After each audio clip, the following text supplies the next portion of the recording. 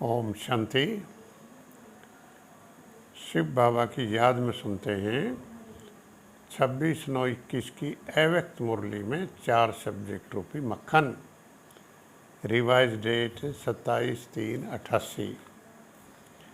परमात्मा हमें राजयोग की शिक्षा मुरली के माध्यम से पढ़ा रहा है, तो मुरली को हमने 1-2 बार जो मेन मुरली है वो और 2-3 बार ये मक्खन वाली मुरली ज़रूर सुननी चाहिए, क्योंकि मुरली से ही प्राप्तियाँ होनी हैं। मम्मा को, दादियों को, सबको मुरली से ही प्राप्तियाँ हुई हैं। तो इसमें हमने थोड़ा सा सीरियस होने की ज़रूरत है। टाइटल है मुरली का सर्वश्रेष्ठ सितारा, सफलता का सितारा। तो ज्ञान के सब्जेक्ट पर बाबा कहता, आज ज्ञान सूर्य, ज्ञान चंद्रमा अपने अलौकिक तारामंडल को देख रहे हैं। सबसे सर्वश्रेष्ठ सफलता के सितारे हैं, क्योंकि वह सदा ज्ञान सूर्य, ज्ञान चंद्रमा के समीप हैं, जो सफलता के सितारे हैं। इसलिए शक्तिशाली भी हैं और सफलता के अधिकारी भी हैं। कोई शक्तिशाली हैं लेकिन सदा शक्तिशाली नहीं हैं, इसलिए सदा एक जैसी चमक नहीं है। वैरायटी सितारों की रिमझिम अति प्यारी लगती है। बाबा को आत्मा सितारों की रिमझिम बहुत प्यारी लगती है। सदा शुभ भावना सर्व की भावनाओं को परिवर्तन करने वाली हैं। फिर से सुने, सदा शुभ भावना सर्व की भावनाओं को परिवर्तन करने वाली हैं। तो इसलिए हम शुभ भावना रखें सबके प्रति। योग के सब्जेक्ट पर बाबा कहता, सदा एक बाप की याद में रहने वाली, एक रस स्थिति का अनुभव करने वाली श्रेष्ठ आत्मा हूँ। बाप ने सारे विश्व में से हमें चुनकर अपना बना लिया। यह स्मृति कितनी खुशी दिलाती है। बाप ने मुझे अपना बनाया, क्योंकि मैं ही कल पहले वाली भाग्यवान आत्मा थी, अब भी हूँ और फिर भी बनूंगी। इस स्मृति से आगे बढ़ते रहो। अब धारणा के सब्जेक्ट पर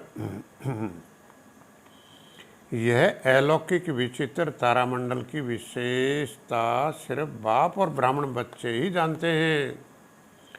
हर एक सितारा अपनी चमक से इस विश्व को रोशनी दे रहे हैं।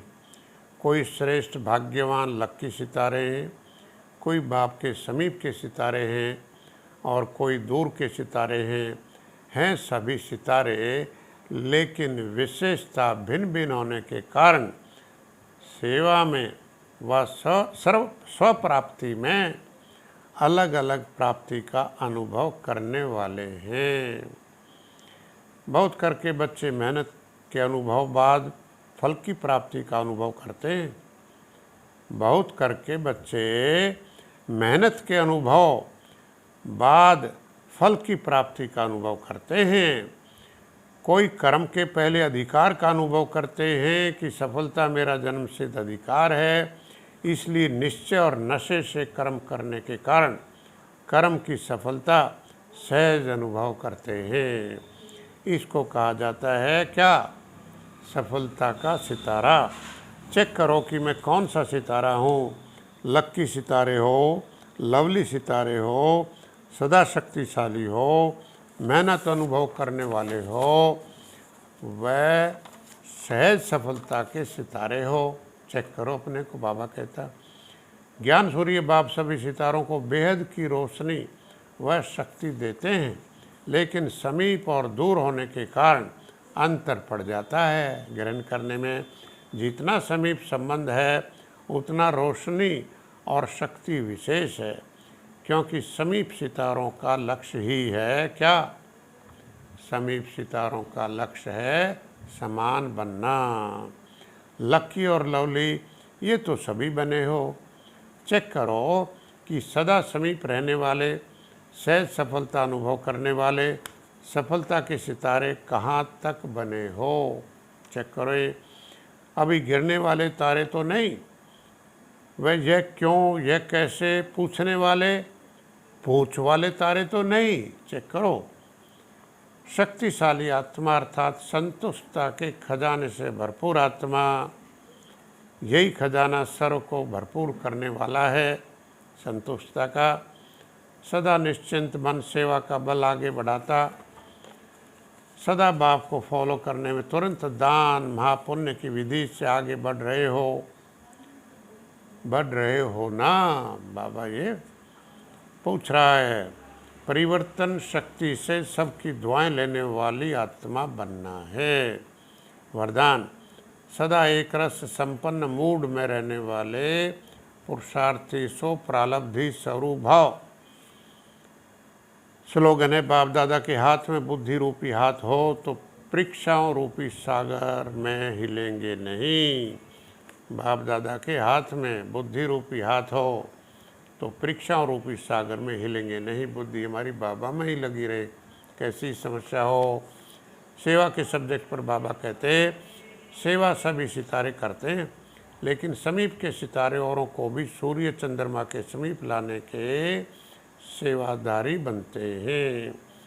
जो सबको सेवा में सुख देते हैं उनको सबका प्यार और आशीर्वाद मिलती है। कर्मणा सेवा भाषण करने वालों की सेवा से ज़्यादा है।